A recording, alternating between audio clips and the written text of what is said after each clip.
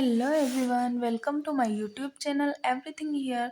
हम बात कर रहे थे उपसर्ग की और हमने उसमें ई की मात्रा वाले उ की मात्रा वाले उपसर्ग देखे, जिसमें हमने संयोग वाले उपसर्ग, दीर्घ संधि और यण संधि से उन उपसर्ग को पढ़ा। अब हम देखते हैं दुर उपसर्ग को।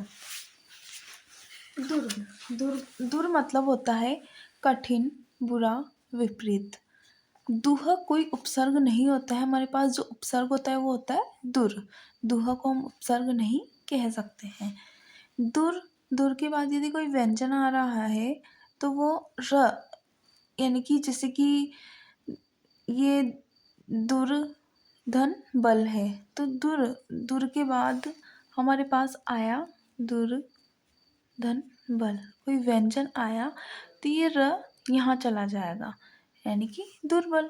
इस ये जो है ये विपरीत दिशा में, यानी कि बल जिसमें बल हो और दुर्बल जिसमें बल नहीं हो, यानी कि उसका अपोजिट जा रहा है। दुर्व्यसन दुर्व्यसन यानी कि बुरा, व्यसन अच्छा, दुर्व्यसन बुरा।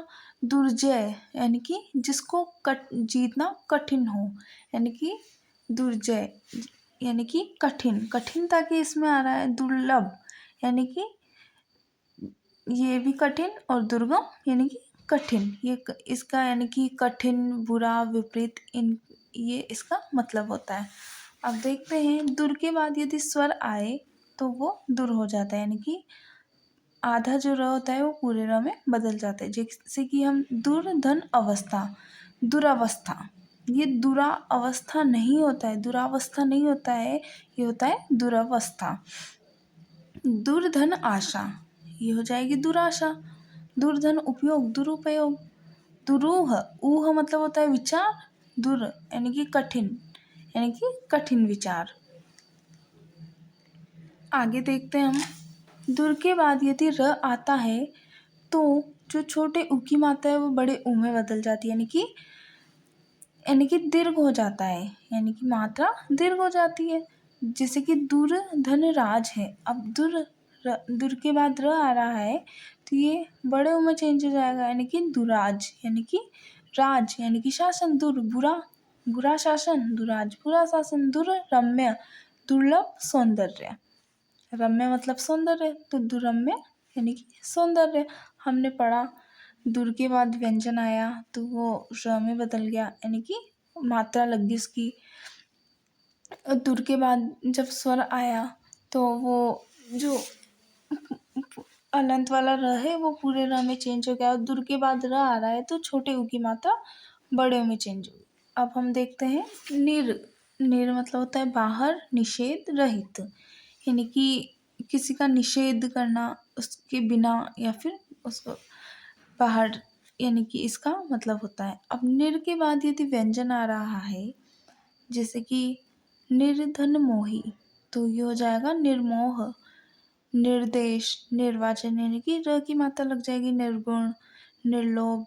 अब यहाँ पर जो इसका विच्छेद होता है, निर्धन गुणी होता है, गुण नहीं होता है, और निर्धन लोभी। जब ये इसमें निर उपसर्ग लगता है लोभी में, दोषी में, गुणी में, तो ये इसकी मात्रा हट जाती है, यानी कि निर्धन गुणी तो निर्गुण बन जाएगा, निर्धन लोभी तो निर्लोभ बन जाता है, निर्धन दोषी निर्दोष बन जाता है। वैसे ही निर के बाद यदि स्वर आता है तो वो र में बदल जाता है। निर्धन इक्षक, निरीक्षक, निर्धन ईह, निरीह, निर्धन अभिमान, निरभिमान। ये निराभिमान नहीं होता है, निरअभिमान होता है, निरभिमान। निर्धन उत्साह, निरुत्साह, निर्धन आदर, निरादर, निर्धन अर्थक, निरर्थक। अब देखते हैं हम, निर के बाद र आ रहा हो तो छोटे जो ई की मात्रा होती है वो बड़ी ई में चेंज हो जाती है, लेकिन निर्धन रस, नीरस, निर्धन रोग, निरोग, निर्धन रव, नीरव, निर्धन रंध्र, निरंध्र, निर्धन रुच, निरुच। रुज मतलब रोग होता है, यानी कि रोग के बिना, यानी कि रोग से रहित। तो निर्धन रुच रोग से रहित हो गया इसका मतलब। तो हमने जो उपसर्ग पढ़े, हमने ई की मात्रा उ की मात्रा वाले पढ़े सबसे पहले, उसके बाद हमने दुर उपसर्ग पढ़ा, इसके बाद निर उपसर्ग, अब नेक्स्ट जो उपसर्ग बचे हैं वो हम नेक्स्ट क्लास में देखते हैं। बचे हुए उपसर्ग नेक्स्ट क्लास में देखते हैं हम। Thank you for watching this video.